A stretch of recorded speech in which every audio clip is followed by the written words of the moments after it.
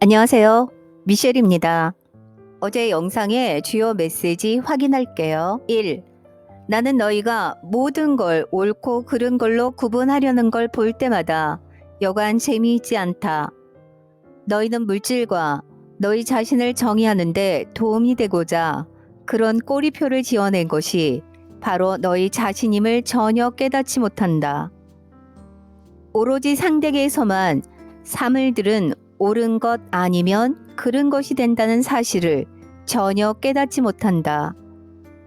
시간이 아닌 절대계에서는 모든 사물이 하나같이 모든 것이 된다. 2. 너희는 진리가 어떤 건지 이미 이해하고 있다고 생각한다. 그리하여 너희는 보고 듣고 읽은 것들 가운데 자신의 이해 틀과 부합되는 것들은 모두 받아들이고 그렇지 않은 것들은 모두 배척한다.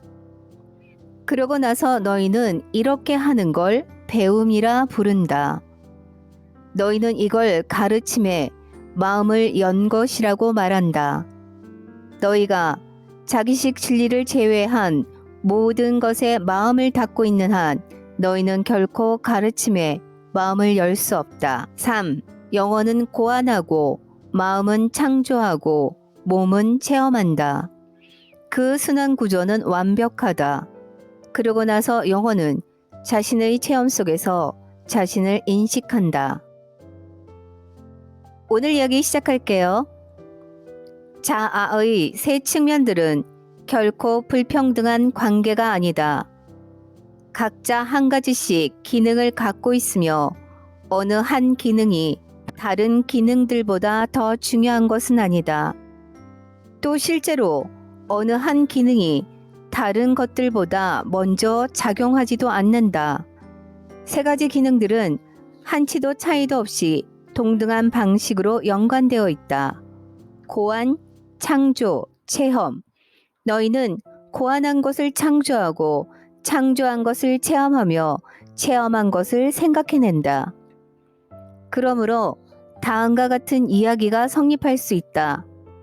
만일 너희의 몸이 뭔가를 예컨대 넉넉함을 체험할 수 있다면 너희는 곧 자신의 영혼 속에서 그것에 대한 느낌을 갖게 될 것이고 너희의 영혼은 자신을 새로운 방식으로 즉 넉넉하다고 그려볼 것이며 그리하여 너희의 마음에 그에 대한 새로운 생각을 제공해 준다.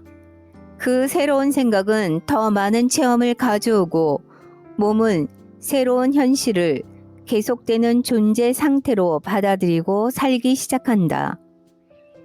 너희의 몸과 마음과 영혼은 하나다. 이 점에서 너희는 내 소우주, 신성한 전체이고 성스러운 일체이며 총체이자 실체다.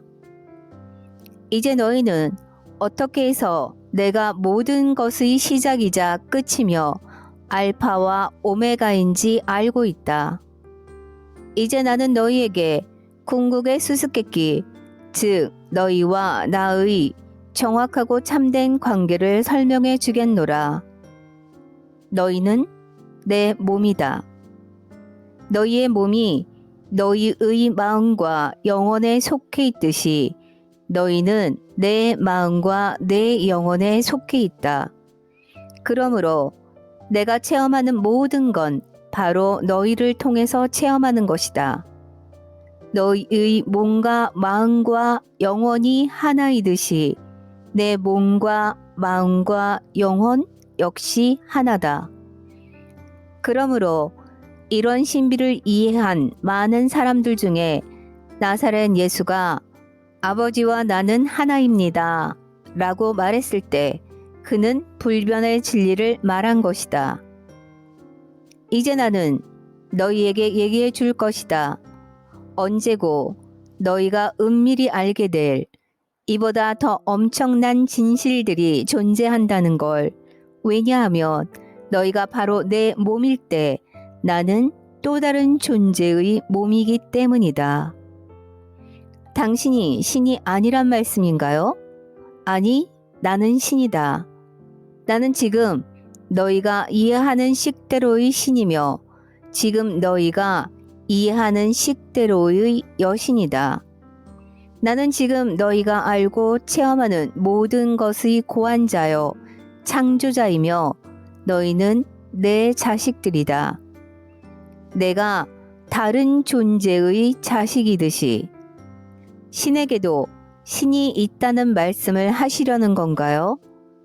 나는 궁극의 진실에 대한 너희의 이해가 너희의 생각하는 것보다 훨씬 더 협소하고 진리는 너희가 상상할 수 있는 것보다 훨씬 더 협소하지 않다는 걸 말하고 있다. 나는 너희에게 무한과 무한한 사랑을 일별하게 정말 눈꽃만큼 흘낏 볼 수 있게 해주고 있는 것이다. 그 이상의 기회를 줘봤자 너희의 현실에서는 그것을 받아들일 수 없을 것이다. 아니, 너희는 이 작은 기회조차 거의 받아들일 수 없을 것이다. 잠깐만요. 제가 여기서 신과 이야기하고 있는 게 진짜가 아니란 뜻인가요?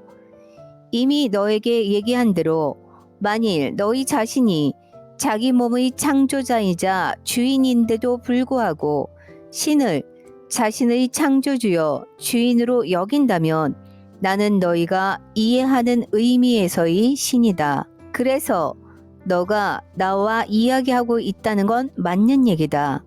이 대화는 아주 근사했다. 그렇지 않은가?